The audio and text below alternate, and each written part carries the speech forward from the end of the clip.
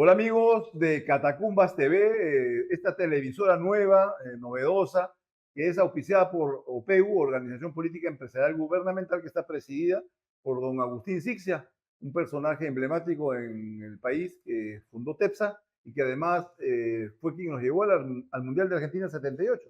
Recordaremos que ese fue un mundial bastante, digamos, satisfactorio para el Perú, salvo pues, la goleada de 6-0 que nos metió Argentina, pero fue una persona que se encargó, se preocupó por lograr que se consiguiera el objetivo de ir a un mundial nuevamente, porque habíamos estado en el 70, perdimos el 74 y fuimos finalmente al 78. Quería hacer mención a esto porque don Agustín es una persona que con sus 90 años de edad sigue bregando por hacer cosas positivas por el Perú. Ha escrito 2 libros, tiene una serie de propuestas para transformar el Perú y nosotros no nos vamos a cansar de difundir esto porque creo que hay que darle un ejemplo a los jóvenes sobre cómo personas de avanzada edad siempre pueden estar comprometidas con la política. Además, quiero yo hacer mención a que en nuestro programa @puntodequiere.com, conducido por este humilde servidor Humberto Pérez, lo que busca es defender, ¿no? Las convicciones, ¿no? No se olviden que este canal, este programa, es donde la lucha por las convicciones empezó. Esa es la idea. También queremos contarle a nuestros televidentes cómo, por qué decidimos llamarle Catacumbas a la emisora que hemos formado, y es porque es en las catacumbas de Roma donde la lucha por convicciones empezó con los cristianos, y queremos, en un país como el Perú, en una ciudad como Lima, que se caracteriza por sus catacumbas, hacer que nuestra televisora tenga algún arraigo importante con la ciudad de Lima.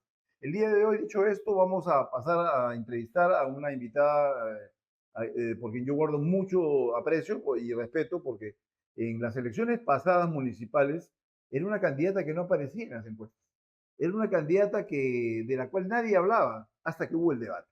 Cuando se dio el debate, se dieron cuenta que estaban frente a una profesional capaz, con una preparación debidamente consolidada y que podía dar mucho. De manera que hoy creo que como candidata a la vicepresidencia, ¿no? Con Fernando Olivera en el Frente Esperanza, Elizabeth León, la ingeniera Elizabeth León, va a dar mucho que hablar en esta campaña, toda vez que creemos que de una u otra forma lo que tiene que discutirse son ideas y no simples eslogan políticos como suele suceder.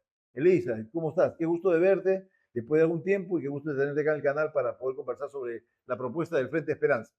Gracias, Humberto. Buenos días con todos tus radio oyentes, tus televidentes. Y yo creo que sí es necesario comentar, es necesario transmitir y promocionar el plan de gobierno. Yo creo que es la herramienta y el arma más importante que todos los partidos estamos llevando en estas elecciones.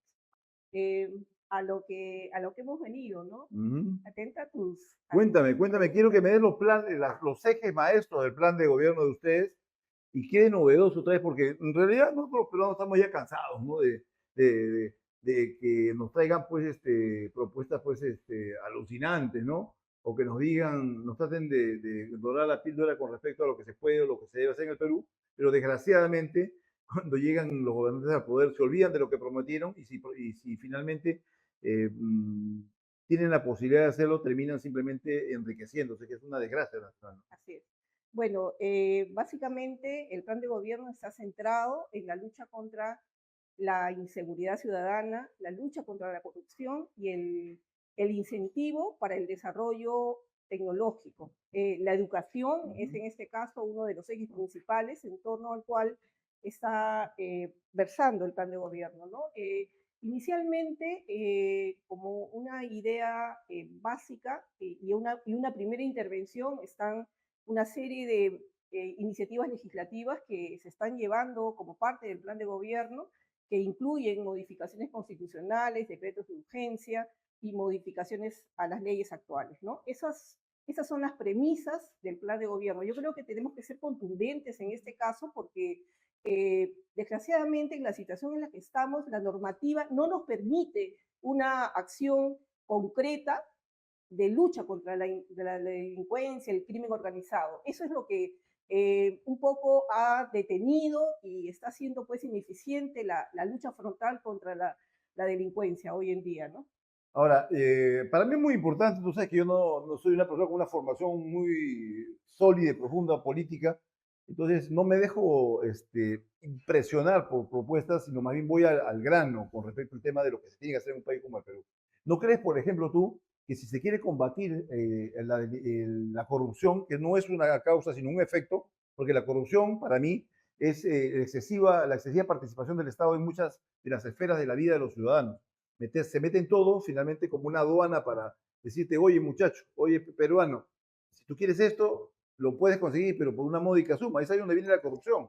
Entonces, el ejemplo que siempre pongo es el ejemplo de los Estados Unidos. Estados Unidos es un país cuya constitución tiene más que 11 artículos, contra más de 200 que tiene la peruana, lo que te demuestra que es la libertad la que finalmente genera el impulso para la prosperidad.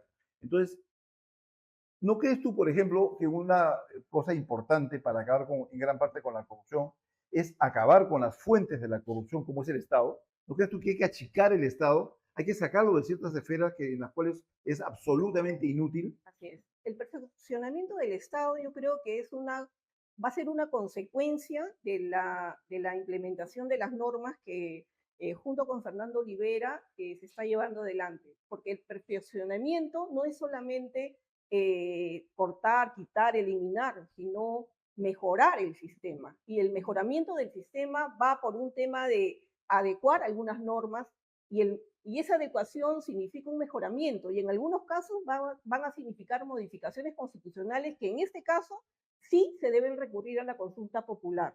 Yo creo que la consulta pública debe ser uno de los, es en el plan uno de los puntos más importantes que nosotros tenemos que considerar, observar y no como este Congreso pues que ha hecho modificaciones constitucionales, yo creo que de parte y han perjudicado la ejecución de los planes y los planes institucionales, ¿no? De todas las entidades públicas. Por eso es que las entidades públicas hoy en día son ineficientes por la carga administrativa que tienen que llevar adelante para poder cumplir un objetivo.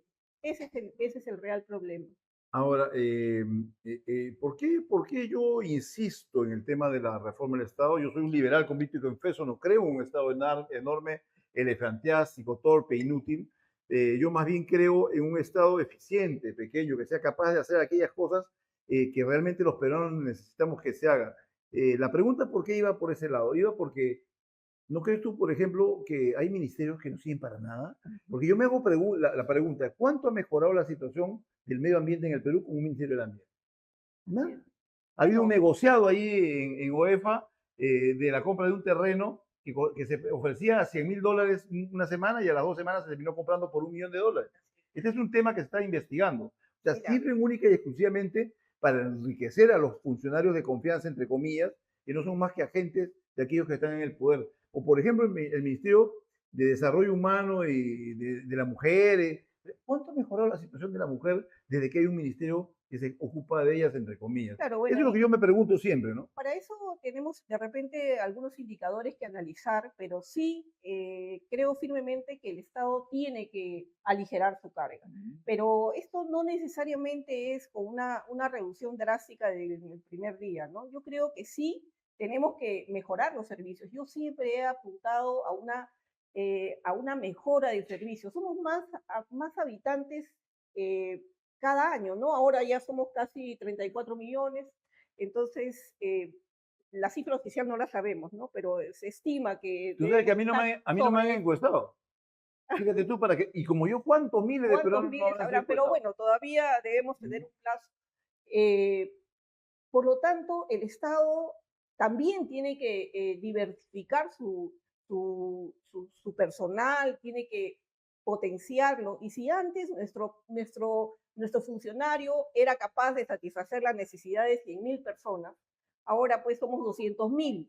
Entonces, o mejora con tecnología ese servicio o se implementa el personal o se utiliza el personal que tenemos, ¿no? O sea, esa es optimización, pero para eso necesitamos una reingeniería de la administración. Yo creo que tenemos que apuntar a esa reingeniería. Y hay otro tema que tampoco lo toman en cuenta, que es la gestión de riesgo de desastres. Yo creo que en desastres naturales, ¿cuánto el Estado invierte en cada fenómeno del niño? Eso no está en ningún plan, salvo el plan del Frente Esperanza que lo considera porque ese es un tema coyuntural en el momento que tenemos que hacer la repartición del presupuesto general de la República, ¿no? Nosotros tenemos que tener en cuenta que ese es un presupuesto que sí tiene que considerarse. Tiene que considerarse desde la concepción de la infraestructura, desde la concepción de los programas. Otro tema, por ejemplo, hablando de programas, ¿no? Caliwarma y toda la sucesión de programas que han habido. ¿Por qué tenemos que concesionarlo a una empresa? ¿Por qué no lo concesionamos a las organizaciones que ya existen, con personería jurídica que son las ollas comunes? Hay que empoderar esa asociatividad que ya tienen ellas constituidas. Es que ahí no se puede apoyo gestar la coima. Si tú le entregas al propio usuario, como son las señoras que manejan las ollas comunes, evidentemente se pierden la coima, ¿Tú ¿no? crees que ellas van a poner elementos envenenados para sus hijos? O No, sobrevaluar las sobre, compras. así es, le van a dar lo mejor. Sería como ir contra ellos mismos, ¿no? Así es. Yo creo que el Ministerio de la Mujer tiene que intervenir, bueno, que también debería cambiar el nombre, debería llamarse de la familia, porque la mujer no es solamente la que lleva el hogar, ¿Cómo sino no, conjuntamente con el varón, ¿no? cómo nos ha contaminado el progresismo, ¿no? Cómo nos han ido metiendo esos temas de identidad de género, Finalmente, el lenguaje igualitario, apoyo al aborto, el feminismo enfermizo, que pide que si una mujer está embarazada y el producto de su embarazo es varón, deben abortarlo. Esas son las barbaridades mira, que nos ha ido metiendo en el esta Perú somos todavía 50, conservadora. 50.5% de varones y 49.5% de mujeres. Ujú. Somos minoría. Entonces, o sea, la diferencia es muy pequeña, pero yo sí creo que tiene que haber ahí un espíritu de cuerpo para defender la familia. O sea, eh, sea del tamaño que fuera, sea del estrato que fuera, tiene que haber una política clara para defender la familia, no solamente desde el momento de la maternidad, sino hasta que el joven cumple la mayoría de edad, porque el Estado tiene un nivel de responsabilidad en ese tramo de vida del ciudadano y tiene que asistir, no solamente con una asistencia a través de los bonos, porque eso yo, mira, yo personalmente lo he visto en Estados Unidos. El gobierno americano cada 15 días da bonos a sus ciudadanos que no tienen trabajo, que son recuperados de las calles, Sí, pero por un tiempo etcétera. prudencial, ¿no? Bueno, pero tienen bonos, ¿no? El Perú está bien, pues ya pasamos el tiempo de los bonos, ahora tenemos que tener incentivos para hacer emprendimientos. O sea, cambiemos el tono de la asistencia. Ya no es una asistencia por solamente vivir, es una asistencia por mejorar.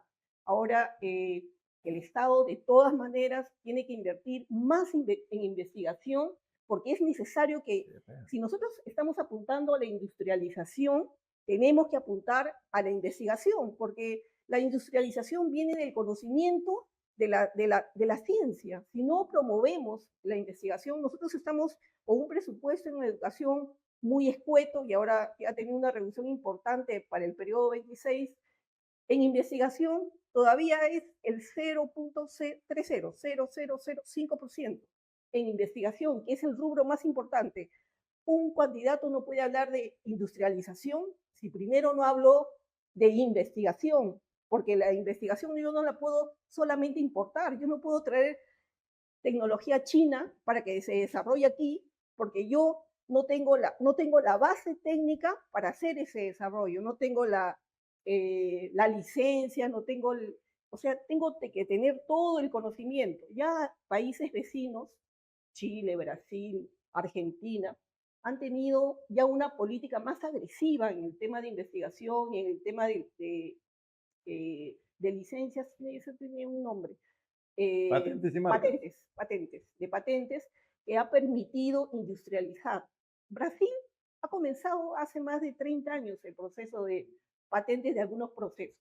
O sea, ya podemos hablar de que tenemos a un gigante industrializado o en camino a la Bueno, y te digo una industrialización, ¿no? cosa, yo veo que hay una gran vocación por parte de las autoridades brasileñas por dejar de mirar solo hacia el Atlántico, se ha convertido en una especie de espacio estéril, porque primero con la que estamos casi perdiendo Europa, Europa está casi perdido.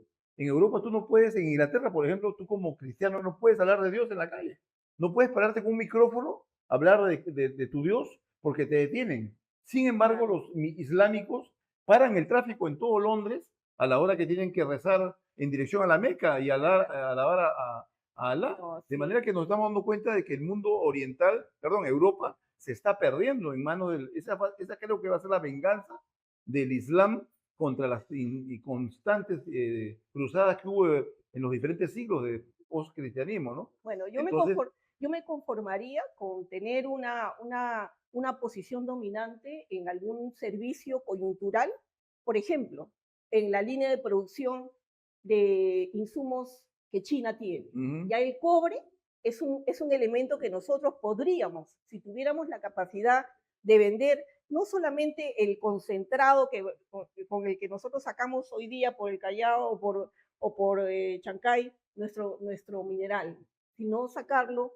con por lo menos el primer proceso, sacarlo en lingotes, sacarlo en barras de cobre, sacarlo en barras de oro, o sea, temas ya procesados. El proceso es muy importante, da no solamente el valor agregado, sino produce mano de obra importante. Estamos hablando de un incremento del PBI pero importante. ¿cómo se va a conseguir eso, Elizabeth, si desgraciadamente el Perú es un país que tiene políticas laborales tan leoninas? Mira, ¿Cómo se va a conseguir esto, por ejemplo, si tenemos unos impuestos tan altos?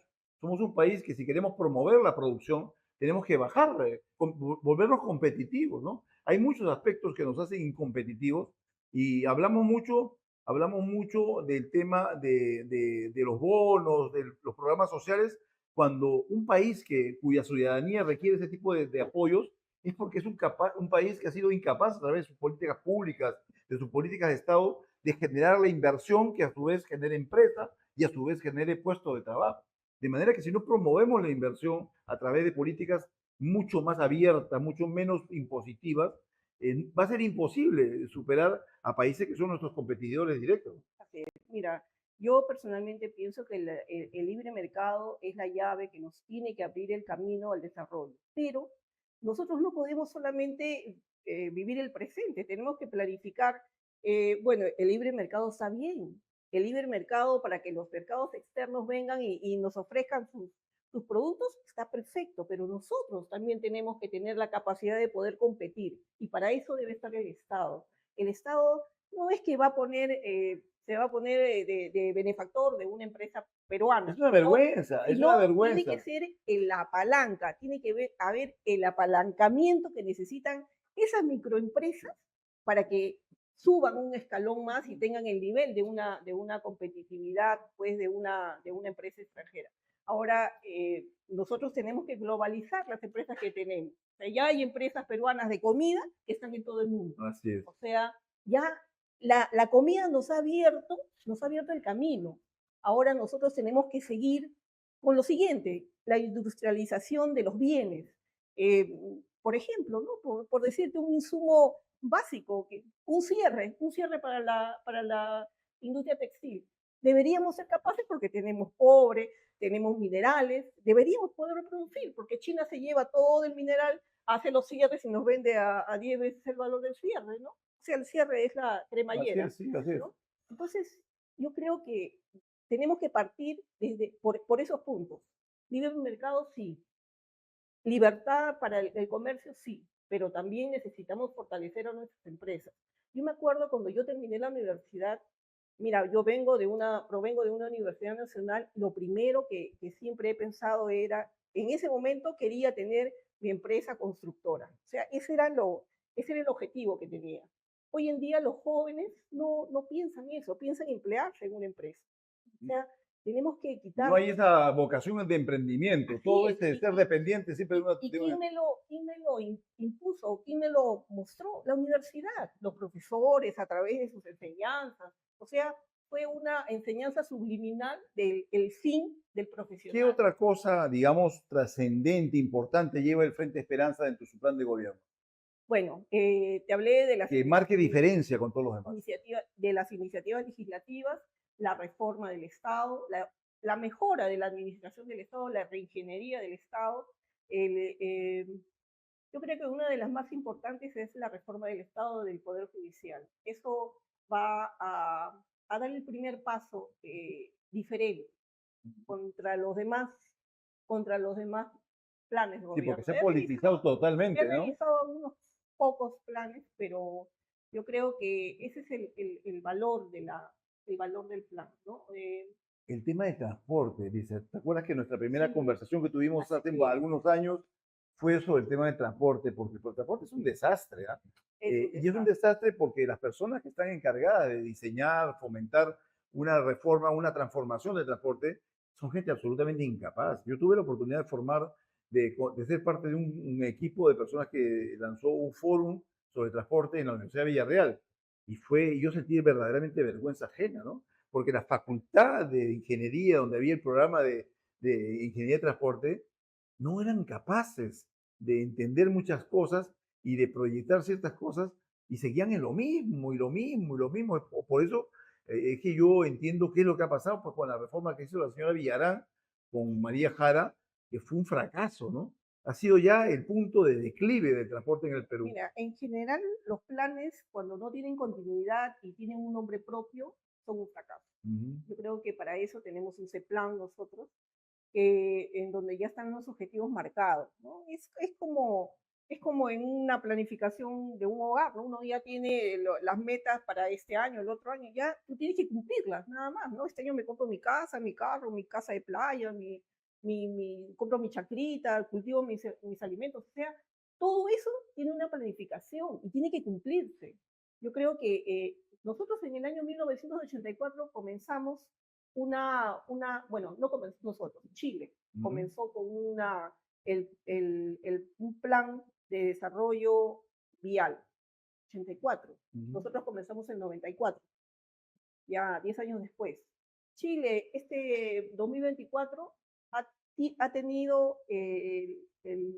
o ha desembarcado el primer motor de tren más moderno de América Latina. O sea, el más moderno lo tiene Chile. Hasta el año pasado lo tenía. No sé si este año ya hay otro país que lo pueda superar. Pero, mira, y nosotros estamos en una línea de metro. Ellos ya creo que van por 5. O sea, además de eso, hemos necesitado 40 años. Además de eso, no solamente es que estamos atrasados en cuanto a la tecnología en comparación a países como Chile, que está acá a un pasito, sino que además de eso tenemos estándares de eficiencia malísimos. Malísimo. O sea, los metros nos cuestan el doble, se demoran el triple en su ejecución y finalmente, ¿será que veamos alguna vez la línea 3 o 4? No creo. ¿Las veremos nosotros? No creo. A esta velocidad estamos perdidos. Mira, el jefe de la ATU antes de Navidad, tuvo una entrevista y comentó y dijo que sacó la cuenta, ¿no? La línea 3, en 10 años el expediente, la línea 4, la obra no sé cuándo comenzaría. O sea, no lo vamos a ver. Con esta gente no lo vamos a ver. Expediente. O sea, ¿te imaginas? Es un nivel de inutilidad tremendo. ¿Sabes qué pasa, Elizabeth? El señor es comunicador social. David Hernández es comunicador social. Entonces, si empezamos por ahí, además David Hernández ha sido parte del equipo de María Jara, la causante del desastre del transporte en Lima. Así que no me extrañaría que la señora María Jara siga moviendo los hilos, no sea la titiritera que está manejando el transporte. Esto lo conocemos porque yo me he preocupado en investigar mucho el transporte y tengo fuentes de información muy cercanas al dato, que son las que permanentemente me dan información de lo que pasa. Por eso yo cuando pido a los candidatos que planteen sus reformas, sus cambios en la estructura del país, les pido que sean radicales. Nosotros podríamos, tú te vas a reír de lo que te voy a decir, pero eso que tú acabas de describir respecto a la línea 3, al tema del transporte, en un año se puede resolver. Por supuesto. En un año. Por supuesto. Haciendo simultáneamente todo a la vez. Exacto. Y con eficiencia. Se abren 5 Pero qué bueno que compartas conmigo ese criterio. Frentes de trabajo. Así es. Y yo creo que no solamente en expediente, nosotros como ingenieros, ahorita tenemos el túnel más alto del mundo, el túnel que está en Puno. ¿Pero eso hace cuántos años? ¿100 años? No, el túnel. No, el túnel tiene... yo estaba pensando en el ferrocarril más alto del mundo. No, 5 años. 100 años es el ferrocarril. Fíjate lo que fuimos capaces. A propósito, los chinos vinieron a trabajar al ferrocarril. Muchos chinos se asentaron en Huancayo, Orochirí, Matucana, ahí llegaron mis abuelos a trabajar al ferrocarril, ¿no? Entonces, yo creo que ha sido una etapa histórica del Perú en donde nosotros como ingenieros hemos podido demostrar que somos capaces de hacer lo que nadie Pero es podía una hacer vergüenza en este momento en la ese ingeniería en el momento. Perú, ¿no? No ha sido Mira, capaz de estar a la China altura. en el año 1900 se moría de hambre, Ujú. hoy, 100 años después, China, pucha, Porque ha hicieron las cosas bien, globalizado, porque hicieron las cosas bien. mira, China no tiene libre mercado, no tiene, es un gobierno comunista. O sea, yo siempre me pregunto, Políticamente son digo, comunistas, ¿no? claro, políticamente, porque de China para afuera hay... Pero de China hacia afuera, todo lo más importante de la tecnología llegó, abrieron Claro, sus puertas, mandaron a sus jóvenes a estudiar a Europa, a Estados Unidos, así es. y trajeron el conocimiento que hoy en día aplican en su país, ¿no? Así es. Elizabeth, yo quería, esto es el comienzo, nosotros vamos a seguir invitando gente, yo creo que en el caso tuyo es muy particular, porque como te digo, yo no voy a invitar a cualquier tetelemeque de esos que vienen a ser candidatos, ¿no? Porque la verdad es perder el tiempo, ¿no? Así me pagaran $1 millón, no los entrevistaré, porque en realidad no queremos perder tiempo, no estamos para perder tiempo. Entonces yo voy a volverte a invitar para conversar sobre estas cosas. No sé cuál es tu reflexión final. Mira, yo te propongo un tema, hablemos de la ley de contratación. Yo creo que es el tema más importante que interesa para el desarrollo del Perú de hoy en adelante. O sea, eso va a ser un poco la carta magna para la ejecución de la inversión, no Y solamente que va a romper pública, con los sino choreos también, ¿no? privada. La ley de contratación tiene que ser muy bien cumplida para evitar ese tipo de pérdidas que se generan por las malas contrataciones que hacen en Mira, el país. desgraciadamente el tema del empaquetamiento de obras y sacar a licitación 1.000 millones, 5.000 millones, 2.000 millones de obras, pues ahí todos se coluden, ¿no? Pero si sacas mil licitaciones de 1 millón de soles, ¿tú crees que va a haber polución? Sí, ahí No, es. además hay una cosa que el problema está en que, y tú y yo sabemos perfectamente bien, que los comités de adjudicación son conformados por las cabezas de los ministerios, de las empresas públicas. Son ellos quienes ponen a dedo a los miembros del comité. Evidentemente esos miembros del comité van a responder a los intereses, porque si no se quedan sin chamba. Propongamos una modificación, ¿no? Yo tengo una propuesta que Un te voy a reglamento. regalar el día de hoy y que creo que sería interesante que tú la plantees, que estos comités de adjudicación sean conformados, toda obra tiene quien la concibe. ¿Quiénes son? Los arquitectos. Quien la planifica y la calcula son los ingenieros. Quien la evalúa, el cuerpo técnico de tasaciones. Y finalmente podemos poner un componente legal en manos de los abogados y en las iglesias, que de una u otra forma son el respaldo moral de un país. Entonces, que estos comités estén conformados por un miembro del Colegio de Ingenieros, un miembro del Colegio de Arquitectos, un miembro del cuerpo técnico de tasaciones, un miembro del Colegio de Abogados, Un miembro de los beneficiarios. de la oficina. ¿Para qué? Para que es más difícil que se coludan entre personas que van representando a sus propios colegios profesionales. Entonces, los colegios profesionales van a tener que tener mucho cuidado en elegir a los miembros de estos comités Por supuesto. para que haya una, digamos, multiprofesionalidad ¿no? de diferentes profesiones en donde sea más difícil que se coludan. Eso no significa que no va a pasar, pero con la presencia, por ejemplo, de un miembro de la Iglesia Católica y de los usuarios, o de la Iglesia Cristiana, o de las iglesias, cualquiera de ellas, que van a poner de por medio su actuación como garantía de la honorabilidad de cada una de las instituciones que ellos representan, ¿no? Entonces, eso puede ser una forma de parar un poquito el tema de las corrupciones y, como tú dices, proyectarnos como un país que haga las cosas rápido, bien y a buen costo. Así es. Así es. ¿Algo más, O sea, Elizabeth, por ahora? Yo por siempre ahora. uso la palabra por ahora. Bueno, te comento que estoy yendo también en la lista del Senado por el Frente Esperanza. Voy como el Número, número uno número uno. y esperemos pues que estamos todavía en proceso de inscripción, todavía no sale o sea, no observación, sino la lista final, Ajá. porque hay un plazo, creo que es hasta marzo. Las alianzas también para las alianzas, No, ¿no? no, ya eso Para las pasó. regionales, ¿no? Para las Ah, regionales. ya, las municipales sí Ujú. todavía no, También ¿no? creo que Todavía quedan 4 o 5 días, ¿no? sí, pues, pero bueno, estamos trabajando en eso y espero que los ciudadanos, espero llevar la voz de los ciudadanos con toda la experiencia que tengo, trabajando también con algunas organizaciones de base, y espero pues que me brinden la oportunidad de representarnos en este nuevo Congreso y que sea un nuevo Congreso con una representación pues que deje de ser una organización que solamente se dedica a velar por intereses personales. Hay muchos problemas que el Perú tiene y tienen que ser resueltos. Gracias. Nosotros como entrevistadores, como mediáticos, gente que nos dedicamos a analizar estas cosas, vamos a insistir en esto, de que solamente gente capaz entre en este próximo Congreso, porque si no seguiremos repitiendo el plato con la incapacidad, la mediocridad que hemos visto en los últimos Congresos de la República. No se olviden que el primer acto de corrupción de un aspirante a funcionario público es no estar preparado para ejercer eficientemente el cargo para el cual se postula. Porque si no está preparado eficientemente para ejercer el cargo para el cual se postula, solo está preparado para enriquecerse y generar corrupción. Muchísimas gracias, amigos de OPEU, amigos de Catacumbas TV y de este programa @puntoyquiere.com, dirigido por Humberto Pérez Fray. Muchísimas gracias. Nos vemos en nuestro próximo programa. ¿Buscas un auditorio con ubicación estratégica y todo listo para impactar? Acompáñanos.